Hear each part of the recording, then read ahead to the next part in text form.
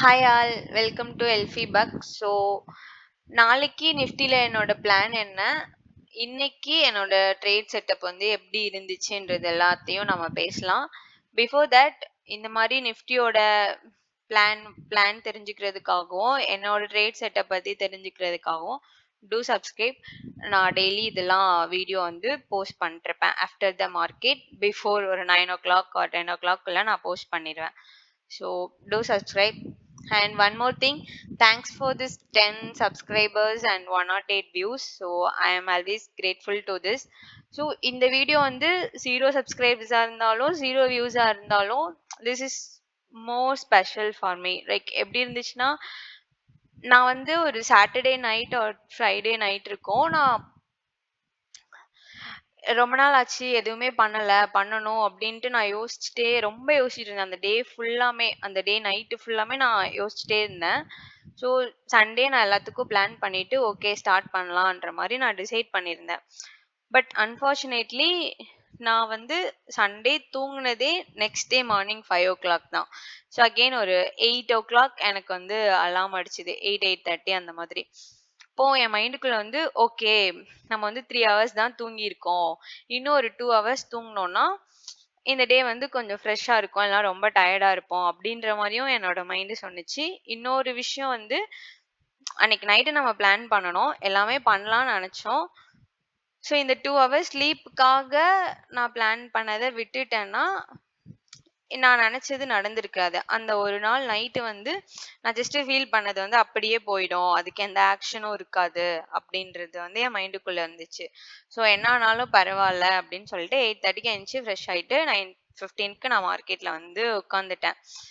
So that's how the day went. And market முடிஞ்சதுக்கு அப்புறம் நான் வீடியோ எடுத்துட்டு கொஞ்சம் கொஞ்சம் ட்ரிம்லாம் பண்ணிட்டு எடிட் முடிச்சுட்டு ஸோ நான் போஸ்ட் பண்ணிட்டேன். அண்ட் அந்த டே ஃபுல்லாக நான் தூங்கல. அகெயின் ஐ ஸ்லெப்ட் அட் ஒரு 11 o'clock அந்த மாதிரி. So I am feeling proud. நான் இந்த வீடியோ எடுத்தது லைக் இந்த 3 months வந்து கொஞ்சம் ஒர்க்காகவும் இருந்தாலும் நான் கொஞ்சம் லெத்தாஜிக்காகவும் இருந்திருப்பேன். பட் அந்த டே வந்து நான் அந்த ஒரு வீடியோ போஸ்ட் பண்ணதே எனக்கு ஒரு பெரிய அச்சீவ்மெண்ட் மாதிரி இருந்துச்சு. So this is more special to me and thanks to that 10 subscribers and 108 viewers. So yeah, always grateful for this. And start பண்ணலாம் வீடியோ. ஓகே, இன்னைக்கு வந்து ட்ரேட் செட்டப் என்னோடதே எப்படி இருந்துச்சுன்னா, மார்னிங் வந்து ஓப்பன் ஆனதே வந்து அப்படியே ஃப்ளாட்டாக அங்கேயே ஓப்பன் ஆயிட்டு பிடிசி வந்து பிரேக் ஆயிடுச்சு. மார்னிங்கே பிரேக் ஆகும்போது ஐ வாஸ் ஆன் லாங், அதில் தான் நான் இருந்தேன். லைக் ஏன் ஜஸ்ட் பை பிடிசி பிரேக் ஆச்சுன்றதுனால வந்து லாங் அப்படின்னு சொல்ல முடியாது. நான் நேற்று வீடியோலேயே சொல்லியிருப்பேன், மார்க்கெட் வந்து அப்படியே செல் ஆகிட்டே வருது. மார்க்கெட் இப்போ இருக்கிறது டிஸ்கவுண்ட் ஜோன். ஸோ ப்ரீமியம் போயிட்டு மார்க்கெட் வந்து எனக்கு செல் ஆச்சுன்னா நல்லா இருக்கும், ஷார்ட் வந்து ஃப்ரீயா இருக்கும். இல்லைன்னா வந்து அகெயின் கன்சாலிடேட் ஆகி கொஞ்சம் கொஞ்சமா இறங்கிட்டே வரும். ஸோ ஆப்வியஸா எல்லாருக்கும் தெரியும் இந்தியன் மார்க்கெட் ப்ரீமியம் வந்து ஆப்ஷன் பையிங்க்கு எப்படி இருக்கும் அப்படின்றது. அது ஒரு மாதிரி ஃப்ரீயா இருக்காது, ஸ்ட்ரெஸ் ட்ரேடா இருக்கும். So I won't prefer stress trade.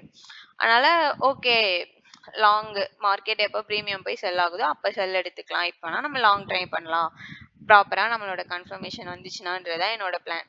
So அதுக்கேற்ற மாதிரி பிடிசியும் பிரேக் ஆச்சு. ஸோ ஒரு சூப்பரான 5 minutes டிமாண்டும் எனக்கு கிடச்சிச்சு. ஓகே, இங்கே வந்துட்டு என்னோட கன்ஃபர்மேஷன் எல்லாமே டிக் ஆச்சுன்னா we can go for long அப்படின்றது தான் இருந்துச்சு. பட் ஆனால் இங்கே நடந்துச்சு, பட் எனக்கு ப்ராப்பராக கீ லெவல்ஸ் எதுவுமே கிடைக்கல 5 minutesல. ஸோ 3 minutes போகும்போதும் எனக்கு ப்ராப்பர் கீ லெவல்ஸ் எதுவுமே இங்கே எனக்கு கிடைக்கல. ஸோ 1 minute போகும்போது ஸோ இங்கே ஓரளவு நல்லா இருந்துச்சு key levels. But Indian market பொறுத்தளவில் நான் 1 minute வந்து பெருசாக ப்ரிஃபர் பண்ண மாட்டேன், ஏன்னா நிறைய மேனிப்புலேஷன் நடக்கிறதுக்கு சான்ஸ் இருக்கு. ஸோ 3 and 5 தான், ரொம்ப ரேராக தான் 1 minute போவேன். ஸோ இங்கே மார்க்கெட் வந்து ரொம்ப ஃப்ளக்சுவேட்டிங்காக இருக்கிற டைமில் வந்து 1 minute போகிறது வந்து எனக்கு பெருசாக கரெக்ட் அப்படின்ட்டு தோணலை. ஸோ ப்ராப்பராக கீ லெவல்ஸும் இல்லை. ஸோ கன்ஃபர்மேஷன் எதுவுமே எனக்கு கரெக்டே ஆகலை. அப்படி இருக்கும்போது ஓகே நம்ம லாங் போக வேணாம், இந்த இடத்துல போக வேணாம் அப்படின்றது இருந்துச்சு. ஸோ என்னோட ஒரு கெஸ் வந்து இந்த டேயோட ஹையை வந்து பிரேக் பண்ணோம், இல்லைன்னா அது வரைக்காச்சும் போகும்ன்றது வந்து ஒரு ஆன்டிசிபேஷன் இருந்துச்சு. பட் ஆனா இங்க எங்கேயும் கன்ஃபர்மேஷன் கிடைக்கலையே. ஸோ போக முடியாது. இதே மாரி ஒரு செட்டப் வந்து லாஸ்ட் வீக்லயுமே கிடைச்சிருக்கு. பட் ஆனா அது வந்து டே ஹை வரைக்கும் கூட போயிருக்காது. அப்படி போனாலுமே கன்சாலிடேஷன்ல தான் மார்க்கெட் போயிருக்கும். ஸோ இனிமே ப்ராப்பர் மூவ் ஸ்டார்ட் ஆகல அப்படின்றப்போ எதுக்கு தேவையில்லாம எடுத்துட்டு அப்படின்ற மாதிரி தான் இருந்துச்சு. ஸோ இங்க வந்து நான் எந்த ட்ரேடுமே எடுக்கல இன்னைக்கு. ஸோ இதுதான் நோ ட்ரேட் டே தான் இன்னைக்குமே. அப்புறம் டே ஹை வந்து பிரேக் ஆச்சு. பிரேக் ஆயிட்டு ஓகே திருப்பியுமே மார்க்கெட் இந்த ஆர்டர் பிளாக்ஸ்க்கு வந்து என்னோட கன்ஃபர்மேஷன்லாம் செட் ஆச்சுன்னா போலான் இருந்த மாதிரி என்ட்ரி இருந்துச்சு. பட் இங்கேயும் திருப்பி மார்க்கெட் வரல. அவன் பாட்டு அப்படியே மேல போயிட்டான். So it's okay. அகெயின் இது வந்து 10ல் 11வது நாள் மாதிரி தான் இந்த ட்ரேடுமே வச்சுக்கலாம். ஸோ பெட்டர் ட்ரேட் இல்லாம இருக்கிறது, தேவையில்லாம போய் லாஸ் வாங்குறதுக்கு பதிலா. ஸோ நேத்தே நான் வந்து பிஎன்எல்ல காமிச்சிருப்பேன் அந்த May June July PNL. So போய் ஹரிபரியா ட்ரேட் எடுக்கணும்னு எடுத்து எல்லா நாளும் எடுத்த டேலெல்லாம் என்னோட பிஎன்எல் வந்து ரெட்ல தான் இருந்திருக்கும். ஆனா நான் ஃப்ரீயா என்னோட கன்ஃபர்மேஷன் கிடைச்சா மட்டும் போற என்ட்ரி வந்து அந்த மந்த் வந்து நான் கிரீன்ல தான் இருந்திருக்கேன். ஸோ லெஸ் காசா இருந்தாலும் இட்ஸ் ஓகே. ஸ்ட்ரெஸ் இல்லாம ஃப்ரீயா இருந்துச்சுல. ஸோ ட்ரேட்ல வந்து எப்பவுமே வந்து கேபிட்டல் எந்த அளவுக்கு நம்ம சேஃபா பாத்துக்கிறோன்றது தான் முக்கியம். எந்த அளவுக்கு காசு பாக்குறோன்றதை விட எந்த அளவுக்கு நம்ம போட்ட காசை வந்து ப்ரொடெக்ட் பண்றோன்றது தான் ரொம்ப முக்கியம். That's how this game is. So அதனால எனக்கு பிரச்சனை இல்லை. ஸோ 10ல் 11வது நாள் தான் இதுவுமே. இதுதான் இன்னைக்கோட ட்ரேட் இருந்துச்சு. ஸோ ஃபியூச்சர்ல என்ன அப்படின்னு பார்த்தோம்னா நான் நேற்று சொன்ன மாதிரி தான் மார்க்கெட் வந்து ஸ்டில் டிஸ்கவுண்ட் ஜோன்ல தான் இருக்கு. நான் ரொம்ப நாளாவே எக்ஸ்பெக்ட் பண்ணிட்டு இருக்கேன் இந்த டைம்லயே இந்த செல் சைட் லிக்விடிட்டியா மார்க்கெட் வந்து எடுக்கணும்.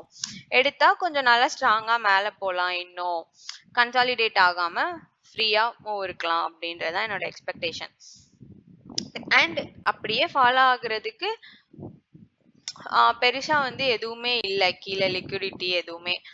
ஸோ என்னை பொறுத்தளவுல sell at premium and buy at discount அதுதான். ஸோ இன்னைக்கு நான் சொன்ன மாதிரி தான் லாங்கோட ரீசன்ற மாதிரி எப்போ மார்க்கெட் வந்து ஒரு ப்ரீமியம் ஜோன்ல போயிட்டு அகெயின் கீழே வந்து இந்த செல் சைட் லிக்விடிட்டியை எடுக்கலாம். அதுதான் என்னோட ஆன்டிசிபேஷன். அண்ட் இங்க மார்க்கெட் வந்து ப்ராப்பரா கீழே வராததுக்கு ரீசனுமே இதுதான். அது வந்து கீழே ஃபால் ஆகும்போது ப்ராப்பரா எந்த சப்ளையுமே எடுக்காம அவன் பாட்டு ரேண்டமா ஃபாலோ ஆயிட்டு இருக்கான். அந்த டேலயே ஏதோ ஒன்று பண்ணி பண்ணி அப்படி ஃபாலோ ஆயிட்டு இருக்கான். ஸோ ஹையர் டைம் ஃப்ரேம்க்கும் பெருசா எந்த சப்போர்ட்டுமே பண்ணாத மாதிரி தான் மார்க்கெட் வந்து ரியாக்ட் ஆயிட்டு இருக்கு.